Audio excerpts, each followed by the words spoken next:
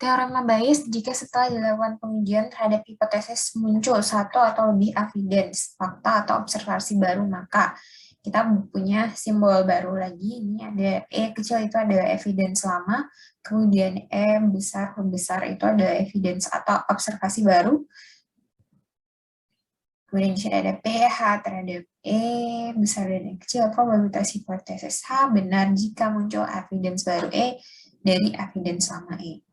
Kemudian probabilitas hipotesis H terhadap E, yang sebelumnya terhadap AVI dan E, kemudian kaitan probabilitas antara event lama dan event baru jika hipotesis itu benar. Kemudian probabilitas antara E dan E kecil dan E besar atau evidence lama dan evidence baru tanpa memandang hipotesis apapun.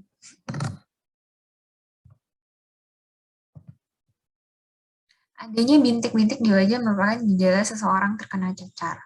Observasi baru menunjukkan bahwa selain bintik-bintik di wajah, panas badan juga merupakan gejala orang kena cacar.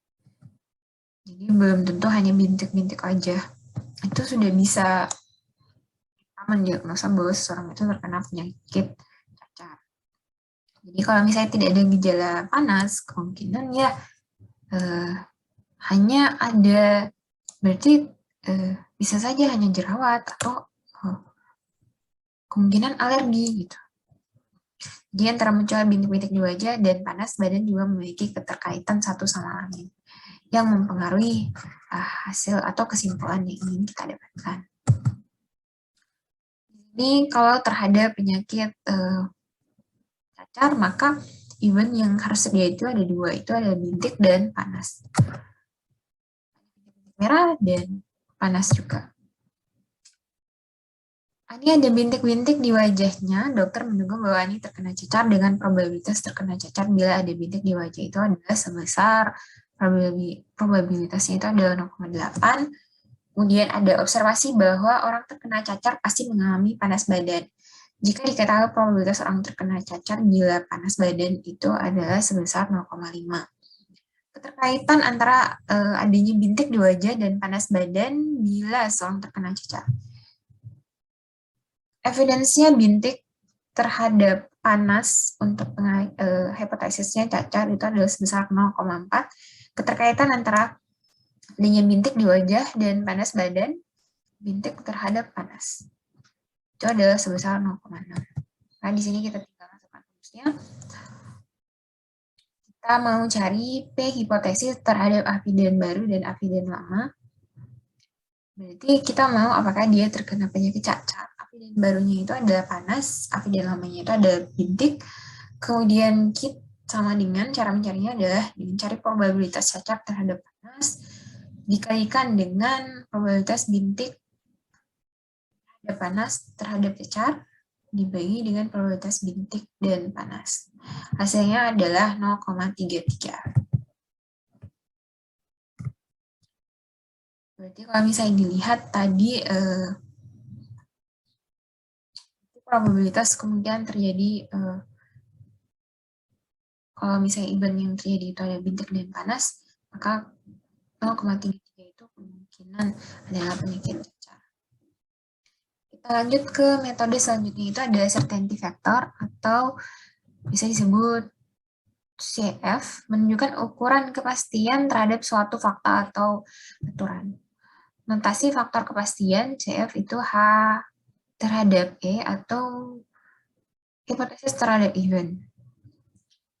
MB dikurangi MD. MB itu ada ukuran kepercayaan tingkat keyakinan terhadap hipotesis A jika diberikan atau dipengaruhi eviden E dengan data intervalnya itu ada 0 dan 1. Kemudian MD itu ada ukuran ketidakpercayaan tingkat ketidakyakinan terhadap hipotesis H jika diberikan atau dipengaruhi sebuah event. Ukurannya juga 0 dan 1. Tiga hal yang mungkin terjadi, beberapa evidence dikombinasikan untuk menentukan CF dari suatu hipotesis. CF dihitung dari kombinasi beberapa hipotesis. Beberapa aturan saling bergandengan, ketidakpastian dari suatu aturan menjadi input untuk aturan yang lainnya. Beberapa evidence dikombinasikan untuk menentukan CF dari suatu hipotesis. Jika evidence 1 dan evidence 2 adalah observasi, maka jika evidence 1 dan evidence 2 terjadi, maka hipotesis terjadi. Kurang lebih seperti itu ya. MB itu adalah kepastian tadi ya, ukuran kepercayaan, keyakinan terhadap hipotesis, sedangkan MB itu adalah ketidakyakinan. Di sini ada dua kondisi. Jika MD hipotesis terhadap event 1 dan event 2 itu sama dengan 1, maka MB-nya itu adalah 0, sedangkan yang lainnya itu berarti kita bisa cari. Selain 1, kalau MD-nya selain 1, maka kita bisa cari bahwa MB, untuk bisa mendapatkan MB hipotesis terhadap event 1 dan event 2, untuk kita cari rumusnya yang ini.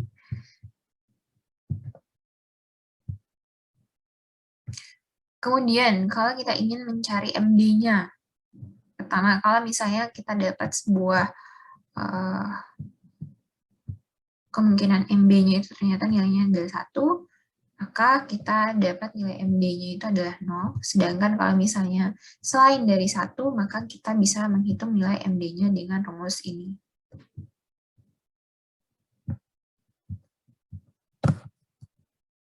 Misal suatu observasi memberikan kepercayaan terhadap H dengan MB H terhadap event 1 itu sama dengan 0,3 dan MDH terhadap event 1 itu sama dengan 0. Maka CF yang kita bisa dapatkan adalah 0,3 dikurang 0 sama dengan 0,3. Jika ada observasi baru dengan MDH terhadap event 2 itu adalah 0,2 dan MDH terhadap event 2 sama dengan 0, maka MDH event 1 dan event 2 sama dengan 0,3 tambah 0,2 kali 1 kurang 0,3 sama dengan 0,44. Nah, didapatkan MB hipotesis terhadap event 1 dan event 2 itu adalah 0,44, sedangkan MD-nya ketidakyakinan hipotesis terhadap event 1 dan event 2 sama dengan 0. Maka CF yang bisa didapatkan adalah 0,44 dikurang 0, jadi sama dengan 0,4. Kemudian untuk kasus lain lagi, Ani menderita bintik di wajahnya. Dokter memperkirakan Ani terkena cacar dengan kepercayaan. MB cacar dengan evidence bintik itu adalah 0,8 dan MD cacar terhadap event bintik itu adalah 0,01. Maka CF cacar terhadap bintik itu adalah 0,8 dikurang 0,01 sama dengan 0,79. Jika ada observasi baru bahwa Ani juga panas badan dengan kepercayaan MB cacar terhadap evidence panas itu adalah 0,7 dan MD cacar terhadap panas itu adalah 0,08, maka kita cari lagi. MB-nya cacar terhadap bintik dan panas, terhadap evidence yang kita punya bintik dan panas itu berarti kita carinya adalah 0,8 ini ditambah dengan 0,7 ini dikalikan dengan 1 dikurang 0,8 hasilnya adalah 0,94. Kemudian MD-nya ketidakyakinan cacar mungkin terjadi kalau misalnya terjadi bintik dan panas. Kita punya 0,01 ketidakyakinan dulu ditambah dengan 0,08 dikali 1 kurang 0,01 sehingga adalah 0,0892. Maka kita cari CF-nya, cacar bintik dan panas terhadap evidence bintik dan panas didapatkan dari 0,94 dikurang dengan 0,0892, maka didapatkan CF-nya adalah 0,85. Berarti kurang lebih tinggi ya. Kalau tinggi berarti kemungkinan hasil diagnosa itu adalah cacar, itu adalah besar. CF dihitung dari kombinasi beberapa hipotesis. Jika H1 dan H2, nah tadi evidence-nya ada 2. Di sini bagaimana kalau hipotesisnya lebih dari 1? H1 dan H2. Mau cari MB terhadap hipotesis 1 dan hipotesis 2 terhadap event, maka dicari min dari MB terhadap hipotesis 1 terhadap evidence dan MB hipotesis 2 terhadap evidence. MB hipotesis 1 atau hipotesis 2 terhadap evidence, maka dicari max-nya, MBH1 dan even, MBH2 terhadap even. Kemudian dicari MD,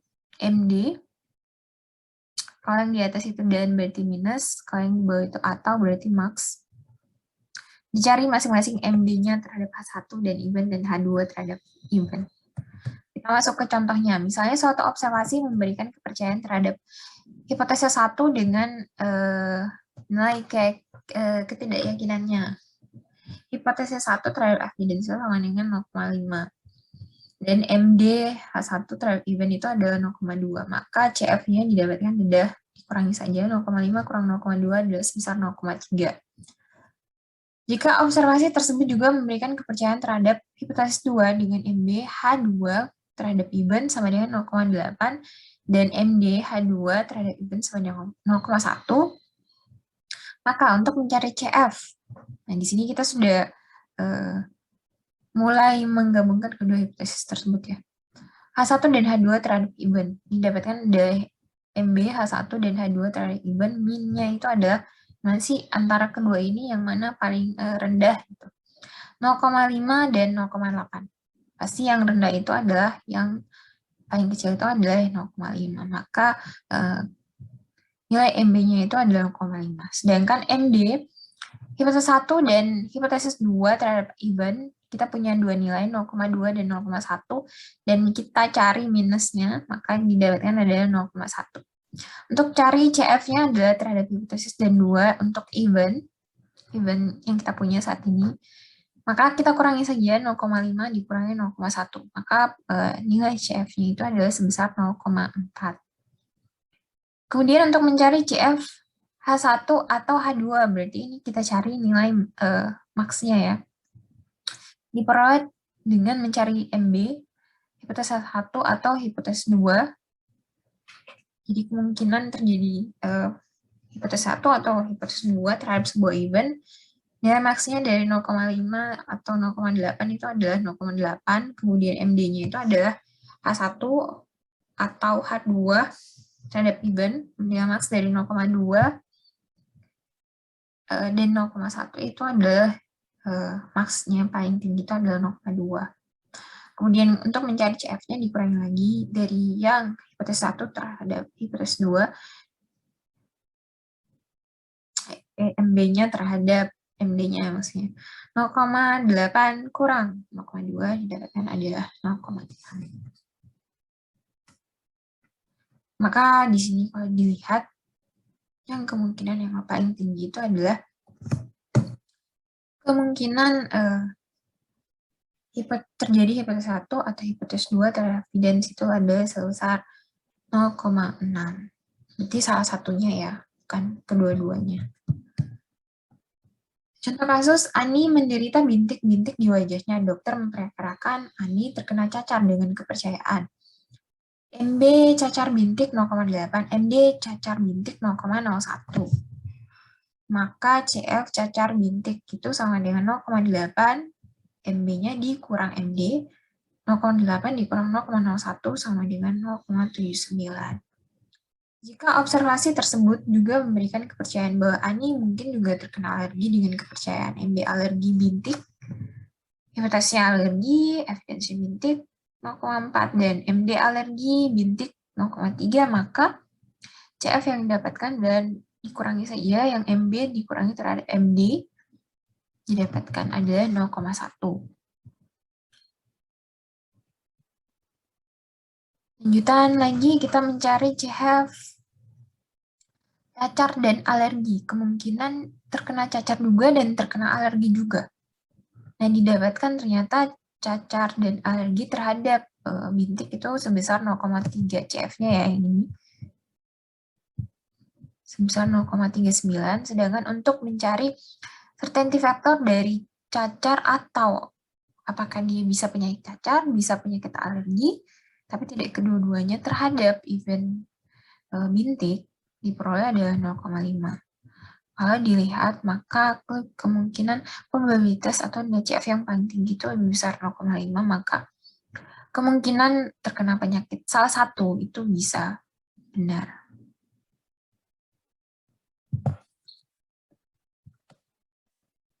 Kesimpulan, semua faktor kepercayaan bahwa Ani terkena cacar dari gejala munculnya bintik-bintik di wajah adalah 0,79. Demikian pula faktor kepercayaan bahwa Ani terkena alergi dari gejala munculnya bintik-bintik adalah 0,1.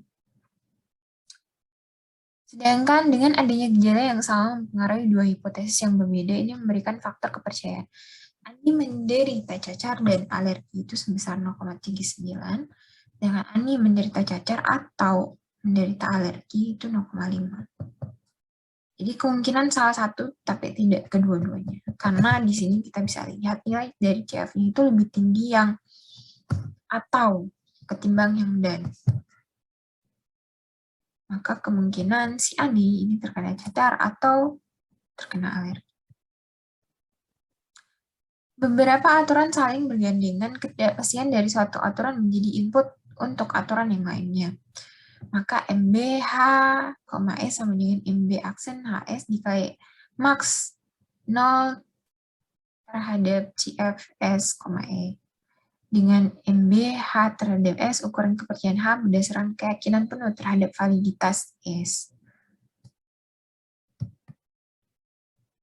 Di sini contohnya ada PHK, terjadi PHK, pengangguran, berarti munculnya banyak pengangguran, gelandangan sama munculnya banyak gelandangan. Kita buat sebuah simbol yang menggambarkan sebuah fakta. Aturan 1, jika terjadi PHK, maka muncul banyak pengangguran. Maka di sini kita mau cari CF. Di sini dapat CF pengangguran terhadap PHK itu adalah 0,9. Aturan kedua, jika muncul banyak pengangguran, maka muncul banyak gelandangan. MB gelandangan, pengangguran itu sama dengan 0,7. Maka kalau mencari MB gelandangan pengangguran, itu sama dengan 0,7 dikali 0,9. Didapatkan adalah 0,63. Baik, kita lanjut ke materi Dempster-Shafer Theory. Secara umum, teori Dempster-Shafer ditulis dalam suatu interval belief plausibility. Belief atau BEL adalah ukuran kekuatan evidence dalam mendukung suatu himpunan proposisi jika bernilai 0 mengindikasikan bahwa tidak ada evidence, sedangkan plausibility jika bernilai 1 menunjukkan adanya kepastian. Plausibility dinotasikan sebagai PLS sama dengan 1 dikurang BEL. Dan jika yakin, maka dikatakan bahwa BEL itu sama dengan 1 dan plausibility-nya itu sama dengan 0. Dempster-Shafer Theory. Pada teori Dempster-Shafer dikenal adanya frame of discernment yang dinotasikan dengan theta. Ini disebut, sama juga disebut dengan himpunan semesta ya. Misalkan kita punya theta dengan sub-sub himpunannya itu adalah A, F, D, B. A itu adalah alergi, F, flu, D, demam, dan B, bronkitis. Tujuannya adalah untuk mengkaitkan ukuran kepercayaan elemen-elemen dari theta. Tidak semua evidence secara langsung mendukung tiap-tiap elemen. Untuk itu perlu adanya probabilitas fungsi densitas. Nanti kita akan cari nilai densitas M. Nilai M tidak hanya mendefinisikan elemen-elemen theta saja, tapi juga semua himpunan bagian atau subsetnya. Sehingga jika theta berisi n elemen, maka subset dari theta itu berjumlah 2 pangkat n. Selanjutnya harus ditunjukkan bahwa jumlah semua identitas M dalam subset theta itu sama dengan 1. Misal kita punya theta dengan himpunan bagian AFDB, ini kan tidak ada informasi apapun untuk memilih keempat hipotesis tersebut, maka nilai dari densitas theta itu adalah 1. Dempster-Shafer teori jika kemudian diketahui bahwa panas merupakan gejala dari flu, demam, dan bronkitis dengan M sama 0,8, maka MFDB, flu, demam, dan bronkitis itu adalah 0,8. Maka kita mau cari densitas dari theta, berarti kita cari 1 dikurangi dengan nilainya. Itu ada 0,8. 1 kurang 0,8 dan 0,2. Andaikan diketahui X adalah subset dari theta dengan M1 sebagai fungsi densitasnya, dan Y subset dari theta dengan M2 adalah fungsi densitasnya, maka himpunan gabungan itu namanya dan kedua densitas tersebut, namanya adalah M3. Nah, fungsi kombinasi M1 dan M2 yaitu M3 yang akan kita cari, ini didapatkan dengan sigma M1X dikali M2Y, kemudian per 1 sigma M1X kali M2Y. Berarti yang harus kita cari dulu adalah densitas dari X, densitas dari Y, kemudian kalau sudah kita dapatkan, maka kita bisa cari nilai M3-nya. Cari M1 dan M2 dulu ya. Nah, Yeti mengalami gejala panas badan. Dari diagnosis dokter, kemungkinan Yeti menderita flu, demam, atau bronkitis. Jadi harus ada kemungkinan ketiga penyakit tersebut itu adalah penyakit yang diderita sama si Yeti. Tunjukkan kaitan ukuran kepercayaan dari elemen-elemen yang ada. Gejala 1 panas. Apabila diketahui nilai kepercayaan setelah dilakukan observasi panas sebagai gejala flu, demam, dan bronkitis adalah M1 dari flu, demam, bronkitis 0,8, maka nilai densitas theta sama dengan 1 kurang 0,8 sama dengan 0,2. Jadi nilai 0,8 ini biasanya itu diberikan oleh si pakar ya. Pakar yang memberikan berapa sih nilai value dari kepercayaan. Nilai kepercayaannya berapa, kemudian nanti tinggal tergantung dari masukan dari si user. Dia pilih apa, maka ketahuanlah nilai kepercayaannya sebesar apa. Kemudian gejala kedua, hidung buntu. Setelah observasi diketahui bahwa nilai kepercayaan hidung buntu sebagai gejala alergi flu dan demam adalah M2 terhadap AFD, kemudian AFD itu sama 0,9, maka M2 tetanya itu adalah 0,1. Maka muncul gejala baru, harus dihitung densitas baru untuk beberapa kombinasi, yaitu M3. Untuk memudahkan, maka kita pakai tabel di bawah ini. Contohnya, jadi kita sudah mendapatkan beberapa tadi, AFD 0,9, FDB 0,8, dan tetanya itu adalah 0,2 dan 0,1. Sekarang kita tinggal cari irisannya. Pertama, irisan yang ini terhadap ini, itu adalah irisannya FD. Irisannya ini terhadap ini sama saja, itu AFD juga. Karena himpunan semesta ya terhadap subsetnya berarti ya beriris ke himpunan itu sendiri. Kemudian FDB lagi diiris dengan theta ini, maka dapatnya adalah himpunan itu sendiri. Kemudian theta juga diiris dengan theta, maka dapatnya juga adalah theta. Kemudian hasil 0,72 itu adalah hasil perkalian dari ini dan ini. 0,18 juga ini dikalikan dengan ini. Kurang lebih sama juga, ini 0,8 dikalikan ini, hasilnya adalah 0,08. Ini 0,2 dikalikan dengan 0,1, hasilnya adalah 0,02. Seterusnya begitu ya. Kolom pertama berisikan semua himpunan bagian pada gejala pertama. Panas dengan M1 sebagai fungsi densitas, ini untuk gejala panas. Baris pertama berisikan semua himpunan bagian pada gejala kedua, hidung buntu dengan M2 sebagai fungsi densitas. Baris kedua dan ketiga pada kolom kedua merupakan irisan dari kedua himpunan. Ini adalah irisan. Ini semuanya dari irisan.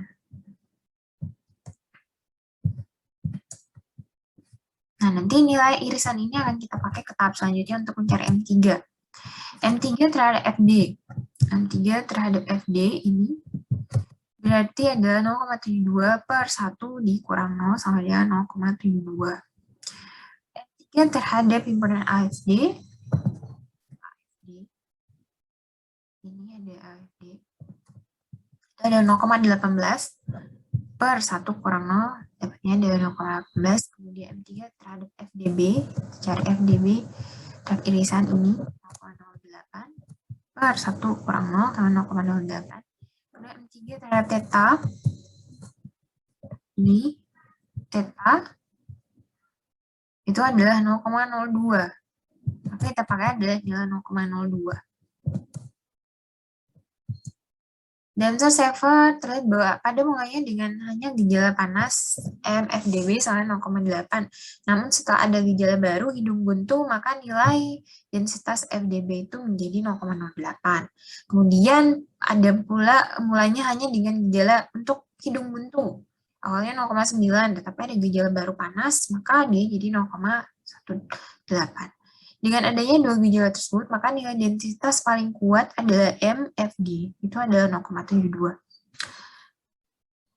Bagaimana jika Yeti ke dokter lagi dan ditemukan gejala baru lagi, berupa Yeti makan udang? Maka akan dihitung lagi kurang lebih seperti tadi dengan tambahan evidence baru. Di sini evidence barunya itu adalah Yeti makan udang. Maka diagnosa apa sih yang bisa kita dapatkan? Nah, jadi bisa kalian baca, tahapannya lagi kita cari lagi densitas terhadap gejala makan udang. Kemudian karena di sini tadi kita sudah dapat M3, kita dapat densitas baru M4, maka kita akan cari lagi densitas baru lagi, hasil gabungan dari semua densitas yang ada itu ada M5. Nah, di sini adalah contoh dari irisan dari semua densitas yang kita dapat untuk nanti kita mau cari M5-nya itu seperti apa. Nah, nanti M5-nya itu adalah berdasarkan irisan ini. Ini adalah irisan.